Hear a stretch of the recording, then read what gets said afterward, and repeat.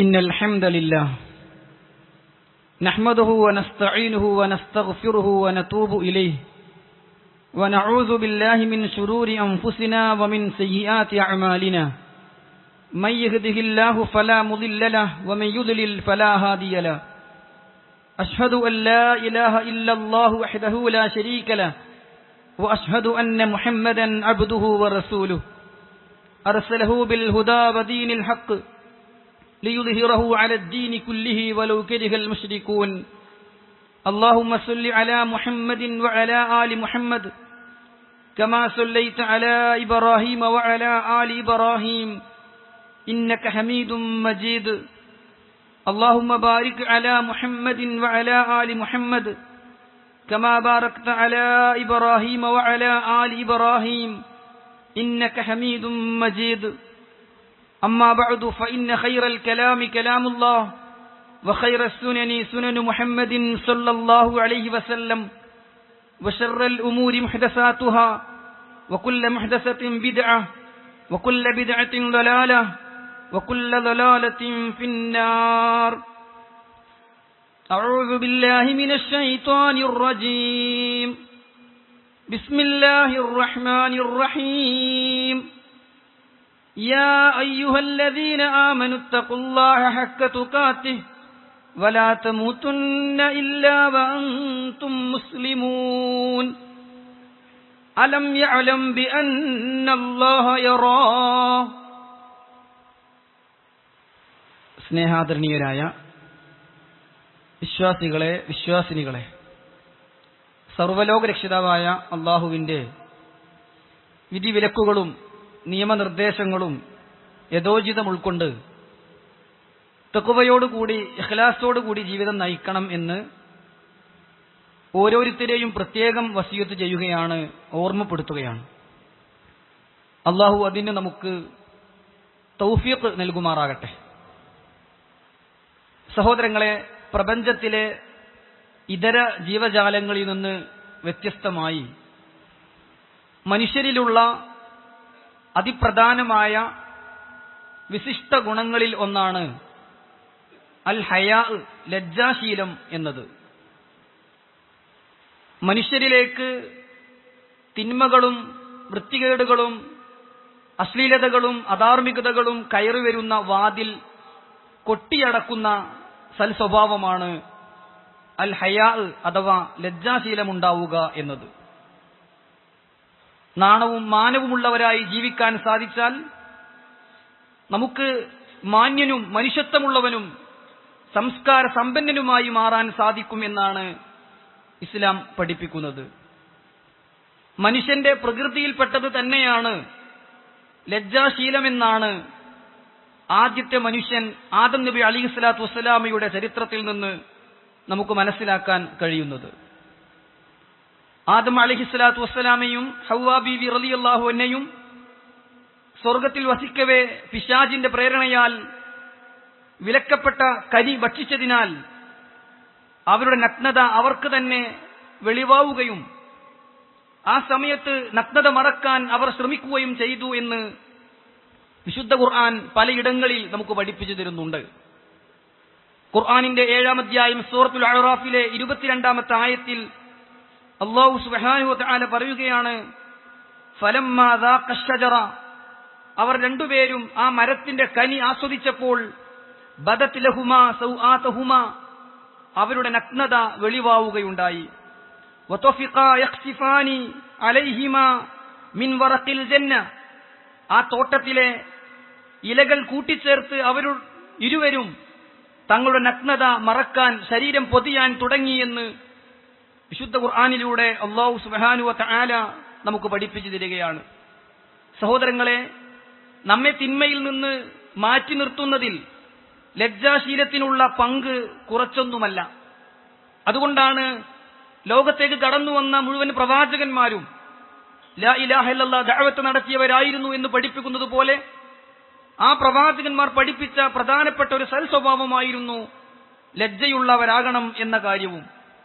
ഇബ്നു മസ്ഊദ് റളിയല്ലാഹു അൻഹു പറയുന്നു, ഖാല നബിയ്യു സ്വല്ലല്ലാഹു അലൈഹി വസല്ലം, നബി സ്വല്ലല്ലാഹു അലൈഹി വസല്ലം പറയുകയുണ്ടായി, ഇന്ന മിമ്മാ അദ്റകന്നാസ് മിൻ കലാമിൻ നുബുവത്തിൽ ഊല, മുമ്പ് തന്നെ വന്ന പ്രവാചകന്മാർ അവരെ സമൂഹത്തെ പഠിപ്പിച്ച കാര്യത്തിൽപ്പെട്ടതായിരുന്നു ഇദാലം തസ്തഹി ഫസ്ന മാ ശിഅ്ത, നിനക്ക് ലജ്ജയില്ലെങ്കിൽ, നാണവും മാനവുമില്ലെങ്കിൽ നീ എന്തു വേണമെങ്കിലും ചെയ്തോളൂ.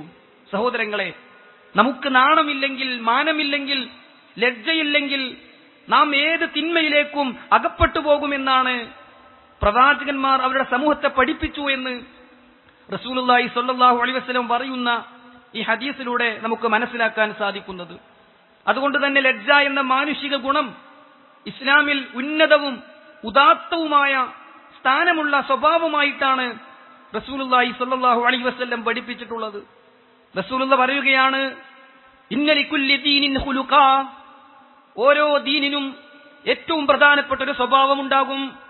വഖുലുഖുൽ ഇസ്ലാം അൽ ഹയാ, ഇസ്ലാമിലെ ഏറ്റവും നല്ല സ്വഭാവം ലജ്ജയാണ്, നാണവും മാനവുമാണ്. റസൂലുള്ള പഠിപ്പിക്കുകയാണ്, ഏതൊരു മതത്തിനും അതിലേറ്റവും പ്രധാനപ്പെട്ട ഒരു സൽഗുണമുണ്ടാകും, ഒഴിച്ചു മാറ്റാൻ പറ്റാത്ത, മാറ്റി നിർത്താൻ കഴിയാത്ത ഒരു നല്ല സ്വഭാവമുണ്ടാകും. എന്നിട്ട് റസൂലുള്ള പറഞ്ഞു, വഖുലുഖുൽ ഇസ്ലാം, ഇസ്ലാമിന്റെ സൽ സ്വഭാവം അൽ ഹയാ, അത് ലജ്ജയാകുന്നു. ലജ്ജ ഇസ്ലാമിന്റെ ഏറ്റവും പ്രധാനപ്പെട്ട സ്വഭാവമാകുന്നു എന്ന് റസൂലുള്ളാഹി സ്വല്ലല്ലാഹു അലൈഹി വസല്ലം നമുക്ക് പഠിപ്പിച്ചു തരുന്നുണ്ട്. സഹോദരങ്ങളെ, ഒരിക്കൽ പ്രവാചക സദസ്സിൽ വെച്ചുകൊണ്ട് അനുചരന്മാർ ലജ്ജയെക്കുറിച്ച് ഇങ്ങനെ അങ്ങോട്ടും ഇങ്ങോട്ടും പറയുകയാണ്. ഫഖാലു യാ റസൂലല്ലാഹ് അൽ ഹയാഉ മിനദ്ദീൻ, റസൂൽ സല്ലല്ലാഹു അലൈഹി വസല്ലം ലജ്ജയെക്കുറിച്ച് പറയുന്നവരോട് അതിങ്ങനെ ശ്രദ്ധിച്ച് കേൾക്കുമ്പോ സ്വഹാബത്ത് ചോദിച്ചു, പ്രവാചകരെ, ഈ ലജ്ജ എന്നത് ദീനിന്റെ ഭാഗമാണോ, മതത്തിന്റെ ഭാഗമാണോ?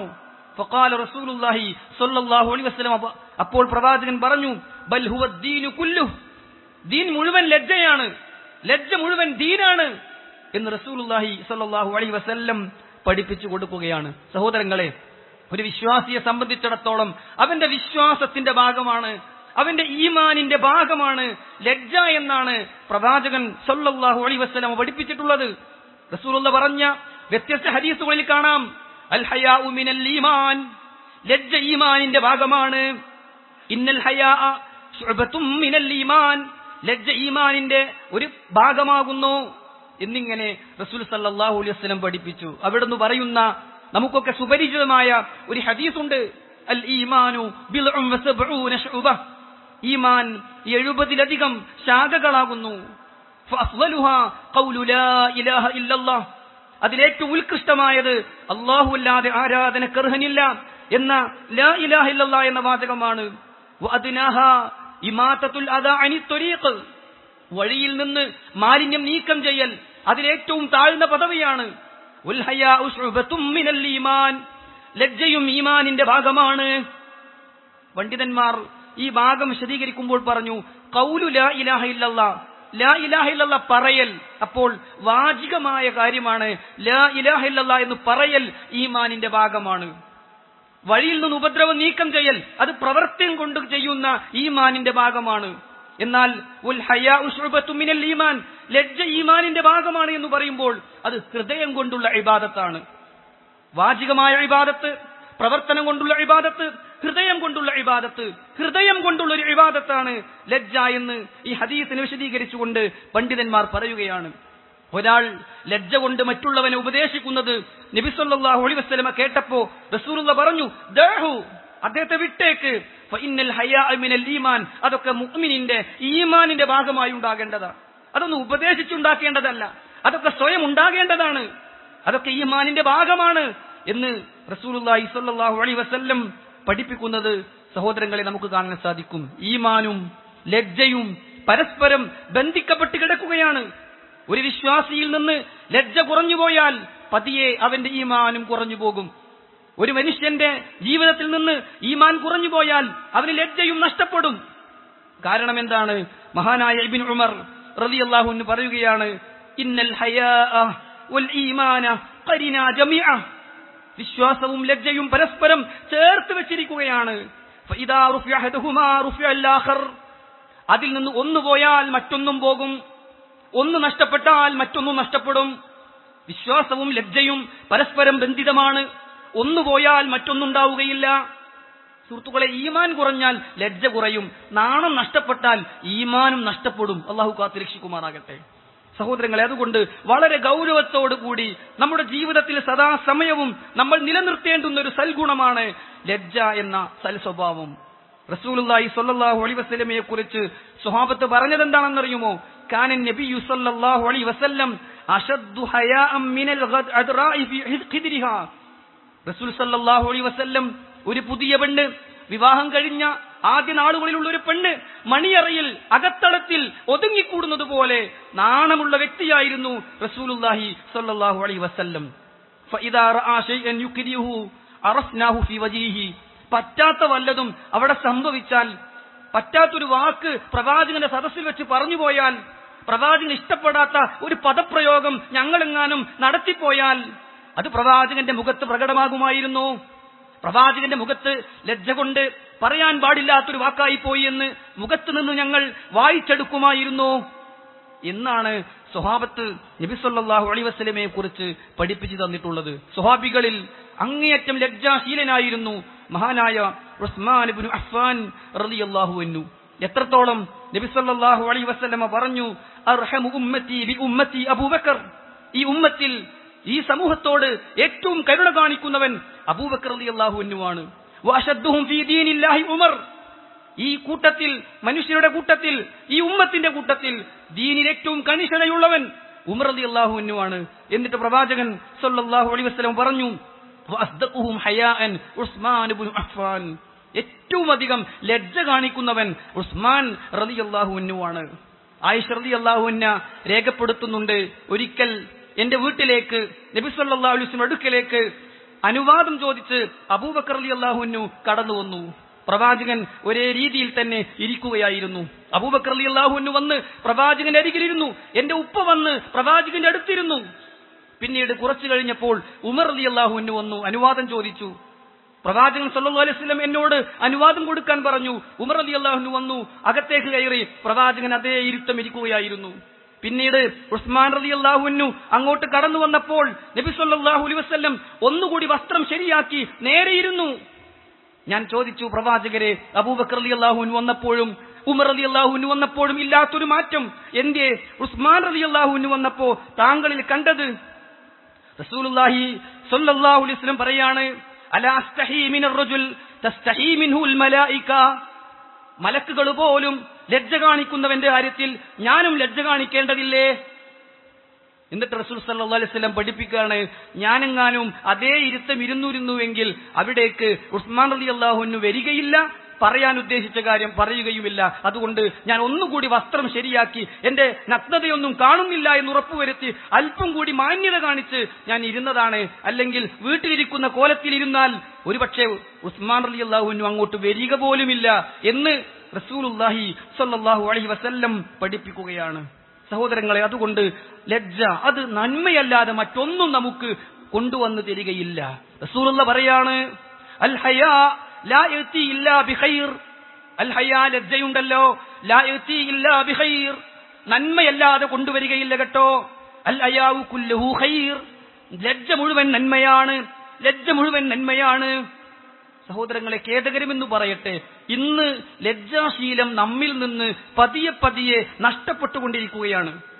നാണവും മാനവുമുള്ളവർ എണ്ണം കുറഞ്ഞു വരികയാണ്. സാമൂഹ്യ മാധ്യമങ്ങളിൽ നിന്ന് നാം ദിനേന സ്ഥിരമായി കാണുന്നതും കേൾക്കുന്നതും അധാർമികതകളും അശ്ലീലതകളും വൃത്തികേടുകളും തിന്മകളുമായി മാറിയപ്പോ ആ തിന്മ ചെയ്യാത്തവർക്ക് പോലും തിന്മകളോടുള്ള ഗൗരവം കുറഞ്ഞു വരികയാണ്. അതൊക്കെ കണ്ടാലും വലിയ കുഴപ്പമില്ല, അതൊന്നും കേട്ടാലും ഒരു പ്രശ്നമല്ല എന്നിടത്തേക്ക് എന്റെയും നിങ്ങളുടെയും മനസ്സ് പാകപ്പെട്ടുകൊണ്ടിരിക്കുകയാണ്. അള്ളാഹു കാത്തുരക്ഷിക്കുമാറാകട്ടെ. സഹോദരങ്ങളെ, ലജ്ജയുടെ കാര്യത്തിൽ പുരുഷന്മാരെക്കാൾ ഒരു പടി മുന്നിൽ നിൽക്കേണ്ടവരാണ് സ്ത്രീകൾ. സ്ത്രീകളും പുരുഷന്മാരും ലജ്ജശീലമുള്ളവരാകണമെന്ന് പഠിപ്പിക്കുന്ന ഇസ്ലാം സ്ത്രീകളോട് അല്പം കൂടി കൂടുതൽ ശ്രദ്ധിക്കാൻ ആവശ്യപ്പെട്ടിട്ടുണ്ട്. എന്നാൽ ഖേദകരമെന്ന് പറയട്ടെ, ഇന്ന് സമൂഹത്തിൽ നമ്മൾ കാണുന്നത് എന്താണ്? സഹോദരങ്ങളെ, മദീനയിലേക്ക് മൂസാ നബി അലൈഹിസ്സലാത്തു വസ്സലാം എത്തുകയും ഒരു വെള്ളത്താവളത്തിങ്കൽ ആളുകൾ തങ്ങളുടെ ആടുകൾക്ക് വെള്ളം കൊടുത്തുകൊണ്ടിരിക്കുന്നത് കാണുകയും അവിടെ രണ്ട് സ്ത്രീകൾക്ക് വെള്ളം കൊടുക്കാൻ മൂസാ അലൈഹിസ്സലാത്തു വസ്സലാം സഹായിക്കുകയും ആ സമയത്ത് മൂസാ നബിയുടെ അടുക്കലേക്ക് ആ സ്ത്രീകൾ വന്നു പറയുന്ന വാചകം വിശുദ്ധ ഖുർആൻ പഠിപ്പിക്കുന്നുണ്ട്. ഫജാഅതുഹു ഇഹ്ദാഹുമാ തംശി അല ഇസ്തിഹ്യാ, വളരെ ലജ്ജയോടെ നാണവും മാനവും കാത്തുകൊണ്ട് അതാ അവിടേക്ക് ഒരു സ്ത്രീ കടന്നു വരികയാണ്.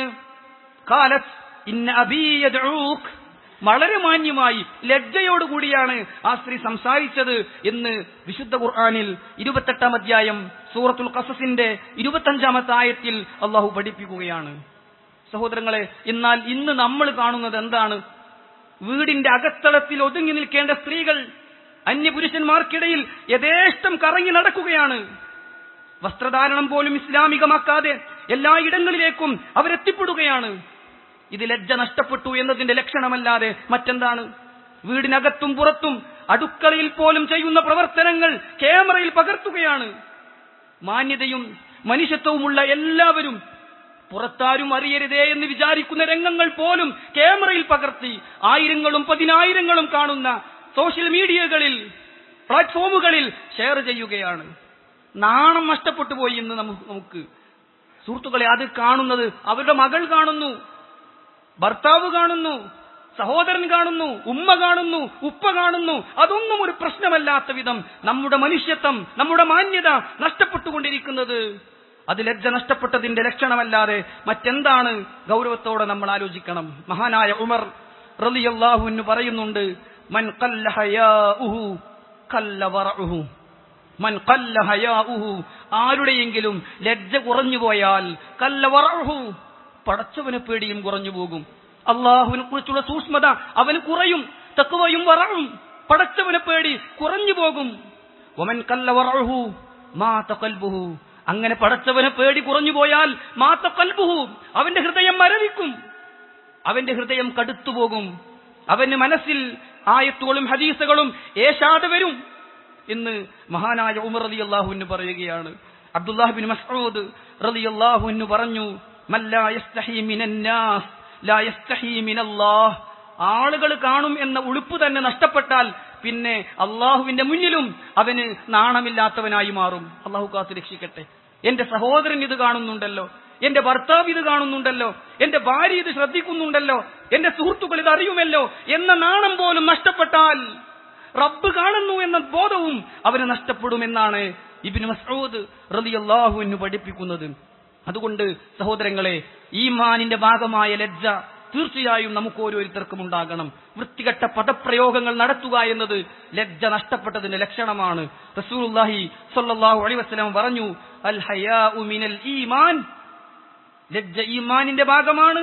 വൽ ഈമാനു ഫിൽ ജന്ന, ആ ഈമാൻ നിങ്ങളെ എത്തിക്കുക സ്വർഗത്തിലേക്കാണ്. വൽ ബദാഉ മിനൽ ജഫാ, വൃത്തികെട്ട വാക്കുകൾ പറയൽ മനസ്സ് കടുത്തുപോയതിന്റെ ലക്ഷണമാണ്. വൽ ജഫാഉ ഫിന്നാർ, ആ പരുഷത നരകത്തിലേക്കാണ് നിങ്ങളെ എത്തിക്കുക എന്ന് റസൂൽ സല്ലല്ലാഹു അലൈഹി വസല്ലം നമുക്ക് പഠിപ്പിച്ചു തന്നിട്ടുണ്ട്. അതുകൊണ്ട് ലജ്ജ അത് നമ്മുടെ ജീവിതത്തിൽ എപ്പോഴും ഉണ്ടാകണം എന്നാണ് പറഞ്ഞതിന്റെ ചുരുക്കം. നോക്കൂ, പണ്ഡിതന്മാർ പറഞ്ഞു, മൻ ജഅലൽ ഹയാഅ സൗബഹു ലം യറന്നാസു ഐബഹു.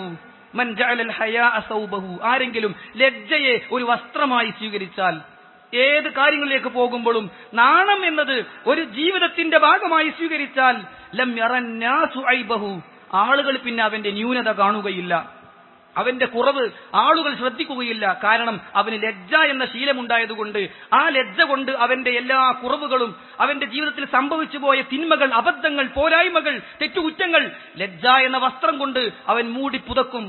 അപ്പോൾ അവൻ ഉള്ള കുറവുകൾ ആരും അറിയുകയുമില്ല, കൂടുതൽ തിന്മകളിലേക്ക് അവൻ പോവുകയുമില്ല എന്ന് മഹാന്മാരായ പണ്ഡിതന്മാർ രേഖപ്പെടുത്തുന്നത് നമുക്ക് കാണാൻ സാധിക്കും. എത്രത്തോളം എന്നോ, റസൂലുള്ളാഹി സ്വല്ലല്ലാഹു അലൈഹി വസല്ലം പറഞ്ഞു, മാ കാനൽ ഹയാഉ ഫീ ഷൈഇൻ ഇല്ലാ സാനഹു, ഏതൊരു കാര്യത്തിലും ലജ്ജ കടന്നുകൂടിയാൽ അതിന്റെ ഭംഗി കൂടും.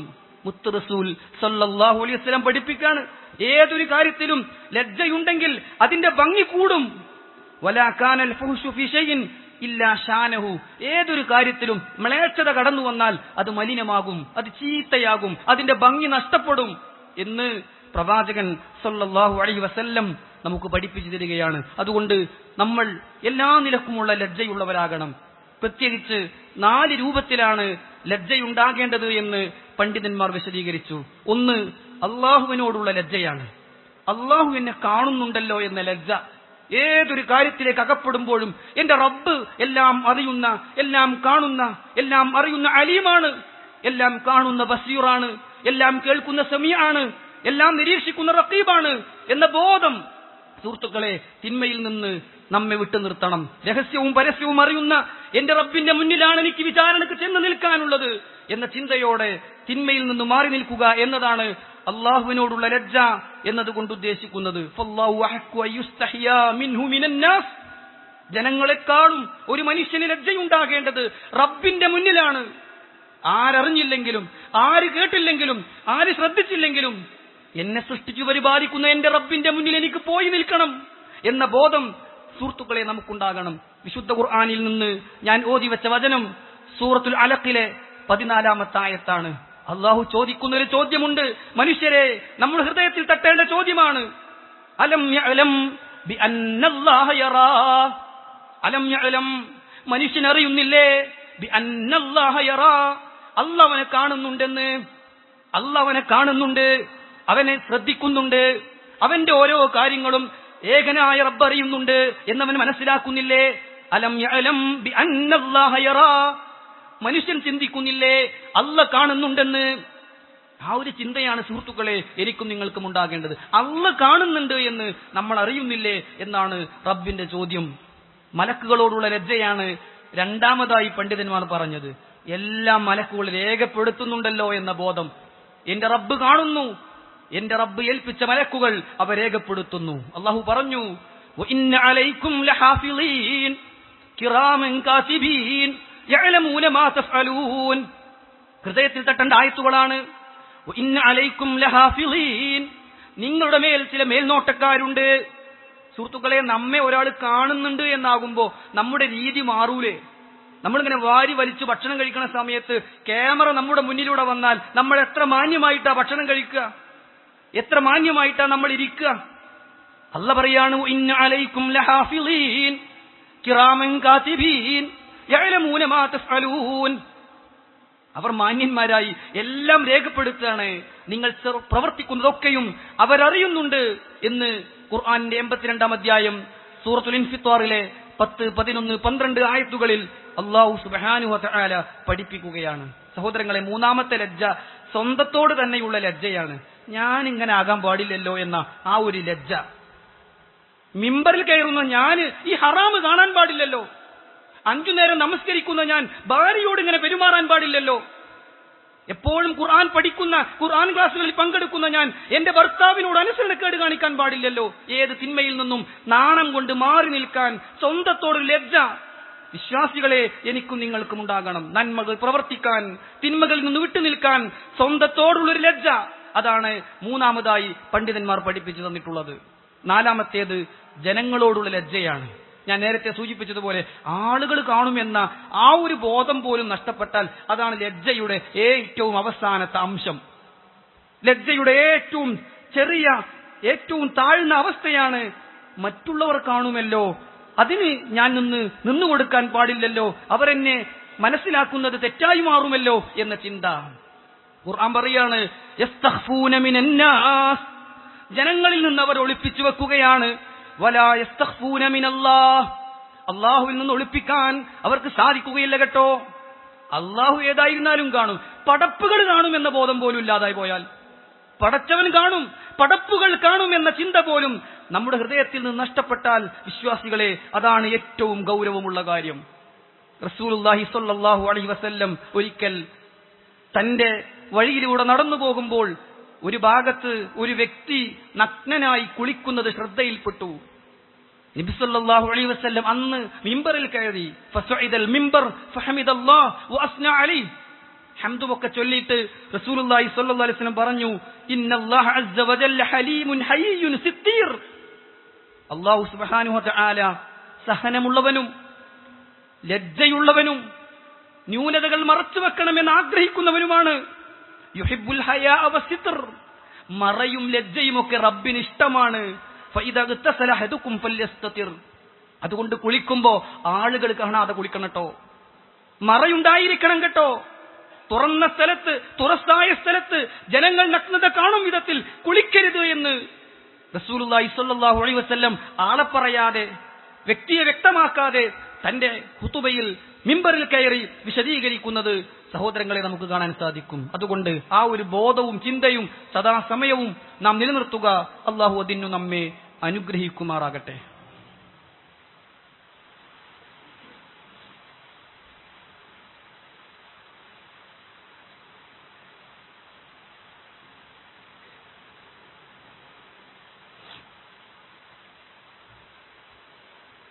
അൽഹംദുലില്ലാഹി റബ്ബിൽ ആലമീൻ. الصلاة والسلام على رسوله الأمين وعلى آله والصحابة الطيبين ومن تبعهم بإحسان إلى يوم الدين أما بعد.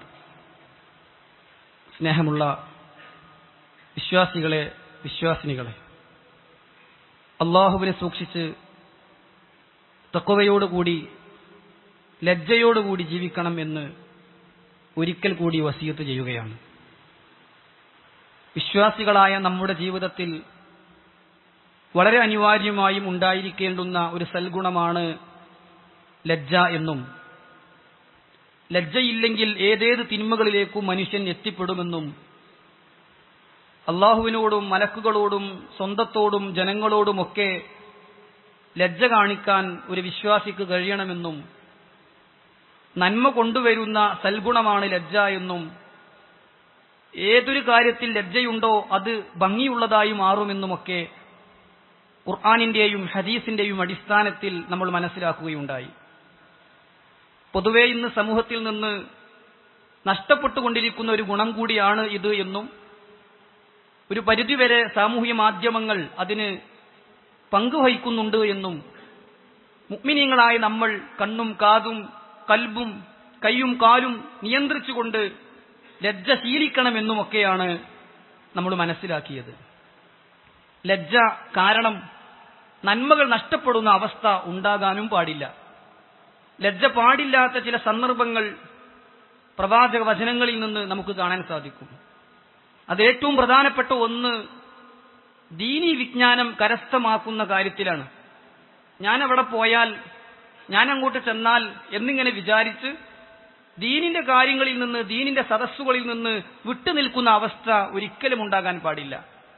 നമുക്കറിയാത്ത കാര്യങ്ങൾ, അതെത്ര ചെറുതോ വലുതോ ആയ കാര്യങ്ങളാണെങ്കിലും അറിയുന്നവരോട് ചോദിച്ച് പഠിക്കുന്ന വിഷയത്തിൽ നമുക്ക് മടിയുണ്ടാകാൻ പാടില്ല. റസൂലുള്ളാഹി സ്വല്ലല്ലാഹു അലൈഹി വസല്ലം തന്റെ അനുചരന്മാരിൽ നിന്ന് സ്ത്രീകൾ പോലും വന്നുകൊണ്ട് അവരുടെ സ്ത്രീ സഹജമായ കാര്യങ്ങൾ ചോദിച്ചറിയുമ്പോൾ അത് വ്യക്തമായി കൃത്യമായി പറഞ്ഞു കൊടുക്കാറുണ്ടായിരുന്നു എന്ന് ഹദീസുകളിൽ നിന്ന് നമുക്ക് മനസ്സിലാക്കാൻ പറ്റും. ഉമ്മു സലമ റളിയല്ലാഹു അൻഹ പറയുകയാണ്, ജാഅത്ത് ഉമ്മു സുലൈം ഇലാ റസൂലില്ലാഹി സ്വല്ലല്ലാഹു അലൈഹി വസല്ലം. നബി സല്ലല്ലാഹു അലൈഹി വസല്ലം അടുക്കലേക്ക് ഉമ്മു സുലൈം റളിയല്ലാഹു അൻഹ കടന്നു വന്നു. ഫഖാലത്ത്, എന്നിട്ട് ചോദിച്ചു, യാ റസൂലല്ലാഹ്, ഇന്നല്ലാഹ ലാ യസ്തഹി മിനൽ ഹഖ്. അല്ലാഹു സത്യം ചോദിച്ചറിയുന്ന വിഷയത്തിൽ ലജ്ജിക്കാത്തവനാണല്ലോ, നന്മയുടെ കാര്യത്തിൽ ലജ്ജിക്കാത്തവനാണല്ലോ. അതുകൊണ്ട് ഞാൻ ചോദിക്കട്ടെ, ഞങ്ങൾക്ക് സ്വപ്നസ്ഖലനമുണ്ടായാൽ കുളി നിർബന്ധമാകുമോ? റസൂൽ സല്ലല്ലാഹു അലൈഹി വസല്ലം പറഞ്ഞു, അതെ, നിങ്ങൾക്ക് നനവ് കണ്ടാൽ നിങ്ങൾ കുളിക്കണം എന്ന് റസൂലുള്ളാഹി സ്വല്ലല്ലാഹു അലൈഹി വസല്ലം പഠിപ്പിക്കുകയാണ്. ഇതൊക്കെ പറയാൻ പറ്റുമോ എന്നാണ് നാം ചിന്തിക്കുന്നതെങ്കിൽ ഇതിനെക്കുറിച്ച് ആയിഷ റളിയല്ലാഹു അൻഹ പറഞ്ഞു, നിഅമൻ നിസാഉ നിസാഉൽ അൻസാർ. അൻസാരി സ്ത്രീകൾ എത്ര നല്ല സ്ത്രീകളാണ്. ലം യംനഅഹുന്നൽ ഹയാ അയതഫഖഹന ഫിദ്ദീൻ വയസ്അൽന അൻ ദീനിഹിൻ. ദീനിൽ അവഗാഹജ്ഞാനം നേടാനും ദീനിലെ മസ്അല ചോദിച്ചറിയാനും അവർക്ക് യാതൊരു ലജ്ജയുമില്ല. അവരതിന് നാണവും മാനവും പറഞ്ഞു മാറി നിന്നില്ല, അവർ മടിച്ചു നിന്നില്ല. ദീനിന്റെ വിഷയങ്ങൾ ചോദിച്ചറിയുന്ന എന്ത് നല്ല സ്ത്രീകളാണ് എന്ന് അവരുടെ പൊക്കിപ്പറയുന്ന, പുകഴ്ത്തി പറയുന്ന ആയിഷ റളിയല്ലാഹു അൻഹയുടെ വാചകങ്ങൾ സഹോദരങ്ങളെ നമുക്ക് കാണാൻ സാധിക്കും. ഇമാം മുജാഹിദ് റഹിമഹുല്ലാഹ് പറയുന്നുണ്ട്, ലാ യതഅല്ലമുൽ ഇൽമ മുസ്തഹിൻ വലാ മുസ്തക്ബിരിൻ. ലജ്ജ കൊണ്ടോ അല്ലെങ്കിൽ അഹങ്കാരം കൊണ്ടോ നിനക്ക് അറിവ് നഷ്ടപ്പെടാൻ പാടില്ല. ചില വാചകങ്ങളിൽ നമുക്ക് കാണാം, ലാ തതുലുബിൽ ഇൽമ റിയാ. മറ്റുള്ളവരെ കാണിക്കാൻ വേണ്ടി നീ അറിവ് നേടരുത്. വലാ തത്റുഖുഹു ഹയാ. മറ്റുള്ളവർ കാണുമോ എന്ന് വിചാരിച്ച് നീ അത് ഒഴിവാക്കുകയും ചെയ്യരുത്. മറ്റുള്ളവരെ കാണിക്കാൻ വേണ്ടി മറ്റുള്ളവരെ അറിയിക്കാൻ വേണ്ടി നീ അറിവ് നേടരുത്, തേടരുത്. മറ്റുള്ളവരെന്താ വിചാരിക്കുക എന്ന് വിചാരിച്ച് അറിവ് തേടുന്നതിൽ നിന്ന് നീ വിട്ടുനിൽക്കുകയും ചെയ്യരുത്. ഹയാവ് കൊണ്ട് ഇൽമ് നഷ്ടപ്പെടരുത്, റിയായിനു വേണ്ടി ഇൽമ് നേടരുത് എന്ന് പണ്ഡിതന്മാർ പഠിപ്പിക്കുകയാണ്. സഹോദരങ്ങളെ, അതുപോലെ ലജ്ജ പാടില്ലാത്ത മറ്റൊരു കാര്യമാണ് നന്മ കൽപ്പിക്കുകയും തിന്മ വിരോധിക്കുകയും ചെയ്യുന്ന കാര്യം. നാം ഒരു നന്മക്ക് അവസരം കിട്ടുമ്പോൾ അവിടെ യാതൊരു മടിയുമില്ലാതെ അത് പറയേണ്ട രൂപത്തിൽ ആരോടാണോ പറയുന്നത് എന്ന് ശ്രദ്ധിച്ച് അതിന്റെ പറയേണ്ട അളവിൽ മറ്റുള്ളവരോട് ഉപദേശിക്കുക എന്നത്, തിന്മയെ വിരോധിക്കുക എന്നത് നാം ലജ്ജയില്ലാതെ ചെയ്യേണ്ട പ്രവർത്തനമാണ്. മനസ്സിലാക്കിയ സത്യം തുറന്നു പറയുന്നതിൽ നമുക്ക് ലജ്ജ പാടില്ല എന്നർത്ഥം. ആ നിലക്ക് ഈ വിഷയവുമായി ബന്ധപ്പെട്ട കാര്യങ്ങൾ ആഴത്തിൽ പഠിച്ച് കൃത്യമായി മനസ്സിലാക്കി ഇതിന്റെ ഗുണവും നന്മയും സ്വീകരിക്കാൻ അല്ലാഹു സുബ്ഹാനഹു വ തആല നമുക്ക് തൗഫീഖിനെ പ്രദാനം ചെയ്യട്ടെ. അല്ലാഹുവേ, ഞങ്ങളിൽ വന്നുപോയ ചെറുതും വലുതുമായ പാപങ്ങൾ പുറത്തു തരണം റഹ്മാനെ. എല്ലാ രംഗത്തും ലജ്ജ കാണിച്ചുകൊണ്ട് തിന്മകളിൽ നിന്ന് വിട്ടുനിൽക്കാനും നന്മയിൽ ഉറച്ചു നിൽക്കാനും നീ ഞങ്ങൾക്ക് തൗഫീഖ് നൽകണം റഹ്മാനെ. ഞങ്ങളുടെ വീട്ടിലും കുടുംബത്തിലും ഭാര്യയിലും മക്കളിലും സുഹൃത്തുക്കളിലും എല്ലാം ഈ ഒരു സൽഗുണം നീ ഊട്ടിയുറപ്പിക്കണം റഹ്മാനെ. അല്ലാഹുവേ, ഞങ്ങളിൽ വന്നുപോയ പാപങ്ങൾ പുറത്തു തരണം യാ അല്ലാഹ്. രോഗം കൊണ്ട് പ്രയാസപ്പെടുന്നവർക്ക് ശിഫ നൽകണം റഹ്മാനെ. اللهم ربنا آتنا في الدنيا حسنة وفي الآخرة حسنة وقنا عذاب النار. اللهم اغفر للمؤمنين والمؤمنات والمسلمين والمسلمات الأحياء منهم والأموات إنك مجيب الدعوات يا قاضي الحاجات. اللهم أجرنا من النار، اللهم أجرنا من النار، اللهم أجرنا من النار. وصلى الله على نبينا محمد وعلى آله وصحبه أجمعين والحمد لله رب العالمين.